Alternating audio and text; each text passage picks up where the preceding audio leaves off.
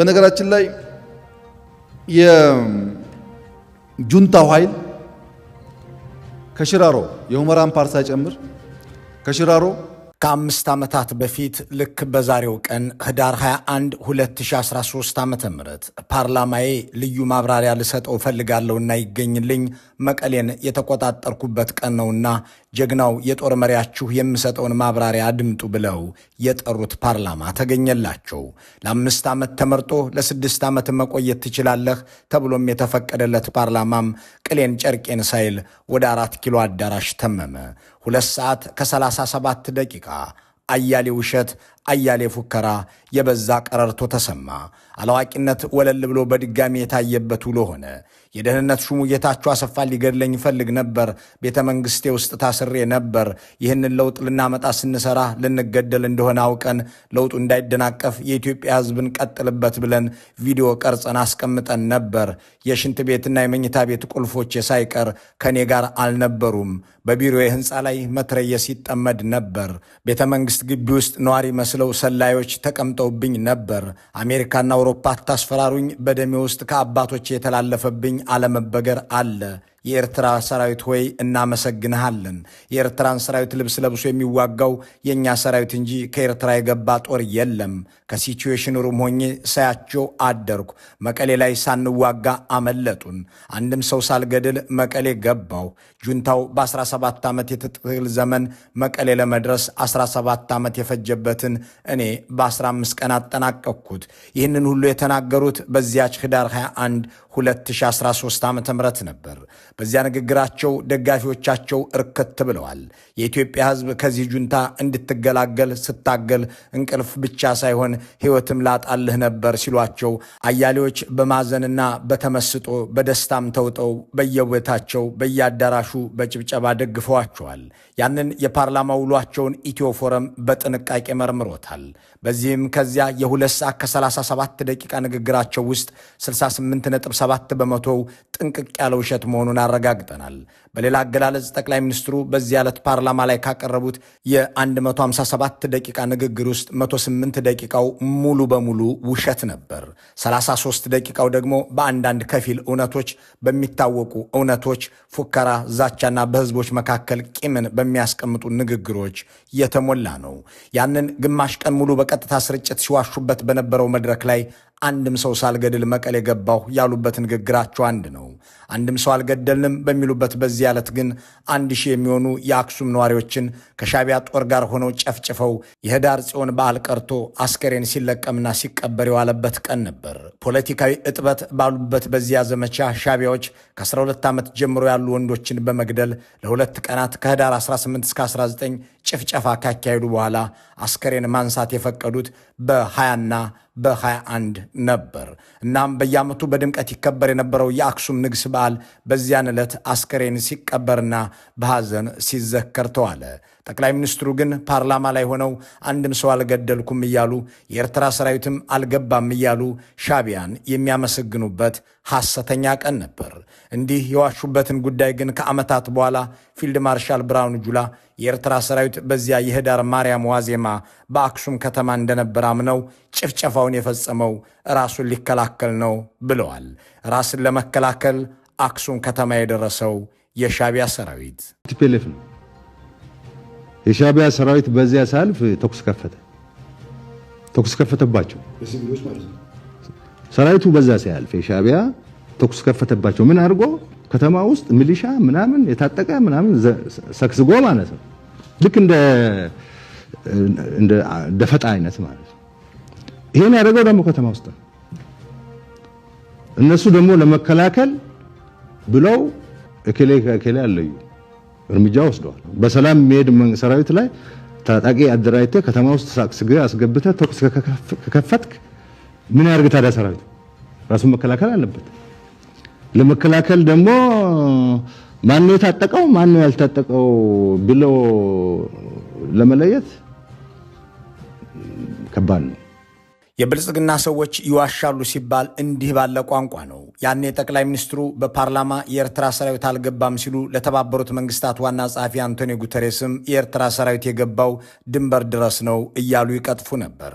ይህንን የብርሃኑ ጁላን ንግግር የሰማ የሰራዊቱ የክብር አባል ነህ እየተባለ የአስከሬን ጉንጉን አንገቱ ላይ የተጠለቀለት ጠያቂ አክሱም ታዲያ የኤርትራ ድንበር ነው እንዴ ብሎም ሆነ ያኔ እኮ የኤርትራ ሰራዊት አልገባም ስትሉን ነበር ብሎ ለመሞገት እንጀራው አይፈቅድለትም።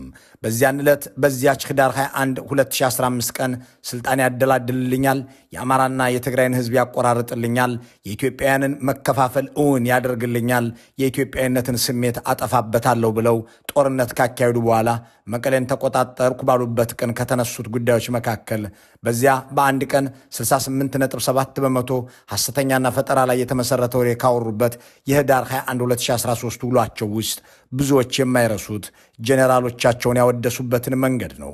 በእሳትም በነበልባልም በአንበሳም በግስላም በዱር እንስሳትም በአዋፋትም እየመሰሉ የራሳቸውን ህዝብ ከሻቢያ ጋር ተባብረው የጨፈጨፉትን ጄኔራሎቻቸውን ሲያወድሱ እንደነበር አይዘነጋም። ስልጣን ሰጥተው ለሹመት ያበቋቸውን፣ ስርዓት ዘርግተው ጠቅላይ ሚኒስትር ያደረጓቸውን፣ ደግፈው ከጎናቸው የቆሙትን በመግደል በማሰርና በማሳደድ ያለፉትን ዓመታት ያሳለፉት አብይ አህመድ ሹመት ሰጥተው እሳቸውን በአደባባይ አወድሰውት በቦታው ላይ የሚሰነብት ሰው እምብዛም ነው። ይህንን ነባር ቀመራቸውን ይዘን በዚያች ህዳር 21 2013 ዓ.ም የፓርላማ ውሏቸው ግስላና ነበልባል እያሉ ያወደሷቸው ጄኔራሎች የታደረሷቸው ብለን እንፈትሽ። እነሱስ ጄኔራሎቹ የት ገቡ ብለን የምንጠይቅ።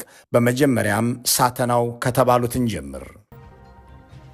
ሳተናው ጄኔራል በላይ የመጀመሪያ የመከላከል ስራ በጎንደር በኩል በሁመራ በኩል ያለውንና ሁመራ የመያዙን ስራ ከሌሎች ጓደኞቻቸው ጋር ሆነው ነው የመሩት።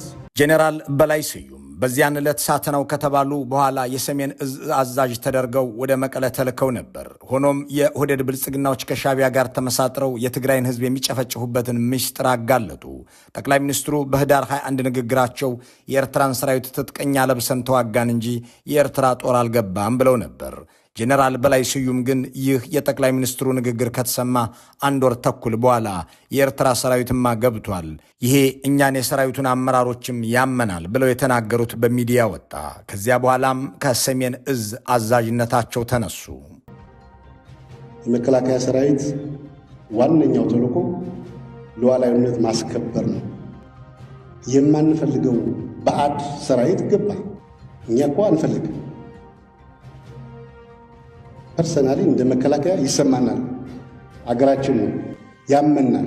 ሳተናው በሚል ተንቆለጳጵሰው የነበሩት ጄኔራል ከዚህ ንግግራቸው በኋላ ሻቢያም ተቆጣቸው። የብልጽግናና የአገዛዙ የወቅቱ ጭፍራዎችም አበዱ። በመጨረሻም ከሰሜን እዝ አዛዥነታቸው ተነስተው ወደ አዲስ አበባ ተወሰዱ። ዘለግ ካሉ የቁዘማ ወራት በኋላ የመከላከያ ዘመቻ ዋና ማምሪያ ኃላፊ ነህ ተብለው ተቀመጡ። የሚያዙት እዝ የሚያሰማሩት ክፍለ ጦር የላቸውም። የአማራ ተወላጅ ነህና በአዲስ አበባ የሚኖሩ አማሮችን ሰብስበህ አነጋግር ተብለው በሰኔ 11 2016 ከጄኔራል አበባውና ከፌዴራል ፖሊስ ምክትል ኮሚሽነር ከነበሩት ዘላለም መንግስቴ ጋር መድረክ ላይ ተቀምጠው ታይተዋል። ከዚያ በፊትም በኋላ በዚያው ሰሞን ፋኖ እርስ በርሱ ሲዋጋ ህዝብ እንዳይጎዳ ብለን እኛ ስናገላግል ነበር ብለው ሲናገሩም ተደምጠዋል። ነበልባሉ ጄኔራል ባጫ የተሰጠው ሚሽን በጾሮናና በራማ በኩል ያለው ኃይል ማደራጀትና ጀምር ሲባል መሄድ ነው። ለሱ ግን የሚጠበቁ ኃይሎች አሉ። ነበልባል የተባሉት ባጫ ዛሬ የት እንዳሉ ብዙዎች አይጠፋቸውም። የጾረናን ኮረብታዎች ያንቀጠቀጡ፣ የራማን ተራሮች የናዱ ነበልባል ተደርገው የተነገረላቸው ጄኔራል ባጫ ከዚህ ሙገሳ በኋላ በመከላከያ ውስጥ የቆዩት 418 ቀናትን ብቻ ነው። ህዳር 21 2013 ዓ.ም ነበልባል ነህ ተብሎ ከተነገረላቸው በኋላ የሰራዊት ግንባታ ስራዎች ዋና አስተባባሪ የሚል ኃላፊነት ተፈጥሮላቸው የሚገነቡት ሰራዊትም ሳይታይ እሳቸው ግን በየቀኑ በሚዲያ እየታዩና እየፎከሩ ለ418 ቀናት ከረሙ። ከዚያም ጥር 1 2014 ዓ.ም ከሌተናንት ጄኔራል ወደ ሙሉ ጄኔራልነት አድገሃል ተብለው ማዕረግ ተጨመረላቸው። ወታደራዊ ሰላምታ ሰጥተው ማዕረጉን ከአብይ አህመድና ከሳህለ ወርቅ ዘውዴ ተቀበሉ። ሙሉ ጄኔራል ነህ ከተባሉ ከ13 ቀናት በኋላ ጥር 1 2014 ዓ.ም አምባሳደር ተደርገሃል የሚል ዜና በሚዲያ ሰሙ። ነበልባል በተባሉ 1 ዓመት ከ53 ቀናት በኋላ ወታደራዊ ዩኒፎርም አውልቀው ቶክሲዶ ለብሰው ናይሮቢ ገቡ። አምባሳደርም ሆኑ። ከዚያን ጊዜ ወዲህም በኬንያ ሆነው በምስራቅ አፍሪካ የሚካሄድን ህገወጥ የጫት የመሳሪያና የሰው ንግድ እያቀላጠፉ እንደሆነ ይነገርላቸዋል።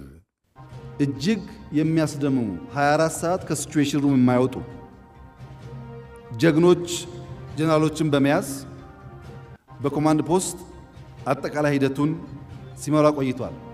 ከነዚህ ውስጥ አንዱ ሀገር ወዳዱ ጀነራል ዮሐንስ ይገኝበታል። ሀገር ወዳዱ በሚል ስም የተጠሩት ጀነራል ዮሐንስ ገብረ መስቀል ናቸው። ለሌሎቹ ጀነራሎች የእሳትም የእንስሳትም የአዋፋትም ስያሜ ተሰጥቶ ለጀነራል ዮሐንስ ሀገር ወዳዱ የሚል ቅጽል ስም የተፈጠረው ያለ ምክንያት አልነበረም። ጦርነቱ አንድ ሳምንት ሲቀረውና የአገሪቱ ወታደራዊ አቅም ወደ ሰሜን መንቀሳቀስ ሲጀምር በመከላከያ ውስጥ የነበሩ 20 ሺህ የትግራይ ተወላጆች በተለያዩ ካምፖች እንዲታሰሩ ተደርገዋል። መላ የትግራይ ህዝብና ትግርኛ ተናጋሪ ሁሉ ወንጀለኛና ባንዳ ተብሎ ተፈርጇል። ከተራ ወታደር እስከ ጀነራል ድረስ ሁሉንም የትግራይ ተወላጅ ወታደር ያሰረው መላ የትግራይን ህዝብ ጁንታ እንዲሁም ባንዳ ብሎ በየእስር ቤቱ እያጎረ በጦርነትም እያሳደደ የነበረው የብልጽግናው መንግስት ከሻቢያ ጋር አቀናጅቶ ጦርነቱን ሲያካሄድ ጥቅምት 25 2013 ዓ.ም አንድ ዮሐንስ ገብረ መስቀል የተባሉ የትግራይ ተወላጅ ጡረተኛ ጀነራልን ጠርቶ አስገባ። በወቅቱም እሳቸው ብቸኛው የትግራይ ተወላጅ ሆነው የብልጽግናንና የሻቢያን ጦር ተቀላቀሉ። የትግራይ ተወላጅ ወታደሮች በማንነታቸው ምክንያት ታስረው ህዝቡም ጁንታ ተብሎ በሻቢያና ብልጽግና መራሽ ጦር ሲጨፈጨፍ ጀነራል ዮሐንስም ዘመቻውን ተቀላቀሉ። በዚያ ጊዜ ሚዲያ ላይ የነበሩ የትግራይ ተወላጆች ጄኔራሉን ባንዳ ይሏቸው ነበር። ጠቅላይ ሚኒስትሩም ባንዳው ሌላው የትግራይ ተወላጅ እንጂ ዮሐንስማ ሀገር ወዳድ ነው ለማለት እንደ ዱር አውሬም እንደ ሰማይ አሞራም ሳያደርጉ በፓርላማ ሀገር ወዳዱ ሲሉ አወደሷቸው። በዚያ ሚሊዮኖችን በፈጀውና ዛሬም በሌሎቹ የአገሪቱ አካባቢዎች የተስፋፋውን ጦርነት ሲለኮስም ጄኔራል ዮሐንስ ወታደራዊም ዘመቻ ነዳፊ እንደነበሩ ብልጽግናዎች መቀለን የተቆጣጠሩበትን እቅድ ሰርተው ለብርሃኑ ጁላ የሰጡት እሳቸው እንደሆኑ ጽፈዋል። የራሳቸውን ወገንና የራሳቸውን ከተማ የሚያወድም እቅድ። ያቅድ ማለት ገና በመጀመሪያው ቀን መቀለ ከተማ ላይ ብቻ 29 ሰዎች የተገደሉበት፣ አብይ ግን አንድም ሰው ሳይሞት መቀሌን ያዝኩ ያሉበት፣ የመቀሌ ከተማን በታንክ የመምታት እቅድ እንዳለም በነ ብርጋዴር ጀነራል ታምራት ደጀኔ በይፋ የተነገረበት ነበር። ስፔሻል ፎርሱ መቀሌ ላይ አንድ ሰው ሳይሞት መቀሌ ለመቆጣጠር ያደረገው ጀግንነት በቃላት የሚገለጽ አይደለም። ከእንግዲህ በኋላ ያለው ውጊያ የታንክ ነው። ከእንግዲህ በኋላ ያለው ውጊያ ህዝባችን፣ መቀሌ ያለው ህዝባችን ከወገን ከባድ መሳሪያ ጥቃት ራሱን እንዲታደግ ጥሪ የሚተላለፍበት ጊዜ ነው። እንዲህ ያሉ ተግባራት የተነገሩበትን ወታደራዊ እቅድ መቀሌን ወደ በሻሻነት የቀየርንበት የተባለለትን ዘመቻ ያቀድሁት እኔ ነኝ ብለው ጀነራል ዮሐንስ ገብረ መስቀል ጽፈዋል። 40 ሺህ የሚደርስ ጦር ያለው 10 ክፍለ ጦርም መሰማራቱን በወቅቱ በኩራት አስፍረዋል። አስገራሚው ነገር ከታዘዙት በላይ ዘለው ከተጠየቁትን ባሻገር ሰጥተው እንደ አማራና ኦሮሞዎቹ ጀነራሎች ለወግ ማዕረግ እንኳን ሳይበቁ እሳቸውም የማይታመኑ ተብለው ተጠርጥረው ከ8 ወራት በኋላ ገለል መደረጋቸው ነው። የብልጽግናና ሻቢያ ኃይሎች ህዝብን በፈረቃ በሚገድሉበት የ2013 የበጋ ወራት ላይ በትግራይ የታወጀው አስቸኳይ ጊዜ አዋጅ አዛዥ ሆነው የነበሩት ዮሐንስ ጦራቸው ተቀልብሶ ከክልሉ ሲወጣ እሳቸውም ትግራይ ለቀው ወጡ። ሆኖም ብልጽግናዎች ለሽንፈታቸው ሀገር ወዳዱ ያሏቸውን ጀነራል ዮሐንስን በባንዳነት ጠረጠሩ። እየዞሩም በሐሜት ቦጫጨቋቸው። ከትግራይ ከወጡ በኋላም ከመከላከያው ገለል ተደረጉ። ከሳቸው እኩል በአብይ ተጠርተው መከላከያን የተቀላቀሉት እነ ባጫና አበባውን ጥር 1 2014 ዓ.ም በተዘጋጀ ድግስ ከሌተናንት ጀነራል ወደ ሙሉ ጀነራልነት ያደጉበት ሽልማት ሲሰጡ ሀገር ወዳዱ ተብሎ የተወደሱት ዮሐንስ ገብረ መስቀል ግን እሳቸው አሁንም ትግሬ አሁንም ጁንታ ናቸው በሚል ጥርጣሬ ለዚያ ድግስ የሚያበቃ መታመን ሳይገኝባቸው ቀርቶ ሂድ አትበለው እንዲሄድ አድርገው በሚለው የአገራቸው ቋንቋ ገፋ ተደረጉ። ወይ ከትግራይ ህዝብ ወገን አልሆኑ፣ አሊያም የብልጽግናው ሰፈር አላመሰገናቸው፣ ከሁለት ያጣ ሆነው ቀሩ። እንዳም ሆኖ አሁንም አንድ ጦርነት ይቀረኛል ያሉ ይመስል አብይ ኤርትራን ይውረርልኝና ሳልጠራ እመጣለሁ እያሉ ናቸው። የጠላትን አቅም የሚገነባው ጀነራል ሐሰን የጠላትን አቅም የሚገነባው የሚለው ገለጻ ምን ማለት እንደሆነ ባይታወቅም የጠላትን አቅም የሚገነባ ጀነራልስ እንዲህ ይወደሳል እንዴ የሚለውንም ነገር ትተነው እያወሩ ያሉት ግን ስለ ጀነራል ሐሰን ኢብራሂም መሆኑን እንያዝ። ጀነራል ሐሰን ኢብራሂም ጀነራል ሰዓረ ሲገደሉ እሳቸው የመከላከያ ደህንነት ኃላፊ ነበሩ። ብልጽግና ከሻቢያ ጋር ሆኖ ኢትዮጵያን ለማፈራረስና ለማዳከም የሚያስችለውን የውጊያ እቅድ ሲነድፍ እሳቸው በዚሁ ኃላፊነት ላይ ነበሩ። የትግራይ ጦርነት ሲጀመርም የተለያዩ ጀነራሎች የተፈራረቁበትን የወሎ ግንባር ከመሩ መኮንኖች አንዱ ነበሩ። በጥር 1 2014 በነበረው ድግስ ላይም የሙሉ ጀነራልነት ማዕረግ ከተጠለቀላቸው 4 የአብይ ወታደሮች አንዱ ሆነው ልክ እንደ ባጫ እሳቸውም ከ13 ቀናት በኋላ ጀነራልነታቸውን ጥለው አምባሳደር እንደሆኑ ተልከዋል ወደ ግብፅ። ይህንን የሙሉ ጀነራልነት ማዕረግም ከ13 ቀናት በላይ አልተጠሩበትም። ይህንን ሹመት ሰራዊት አላዘዙበትም። ከጀነራልነት ወደ አምባሳደርነት የተቀየሩትም 2 ሳምንት ባልሞላ ጊዜ ውስጥ ነው። ምናልባትም በዚያች የህዳር 21 ሙገሳቸው የጠላትን አቅም የሚገነባው ጀነራል ሐሰን ሲሉ የተናገሩት በልባቸው ያለውን ጥርጣሬ ሊሆን ይችላል። አሁን ጀነራል ሐሰን ኢብራሂም በግብፅ ካይሮ ታሪካዊ ጠላታችን እየተባለች በኢትዮጵያ ሚዲያና ባለስልጣናት በየቀኑ በሚነገርላት አገር እንዲሁም ጠቅላይ ሚኒስትር አብይ ሄደው ምለው ተገዝተው አንቺንስ አልጎዳም ባሉላት ግብፅ ይኖራሉ።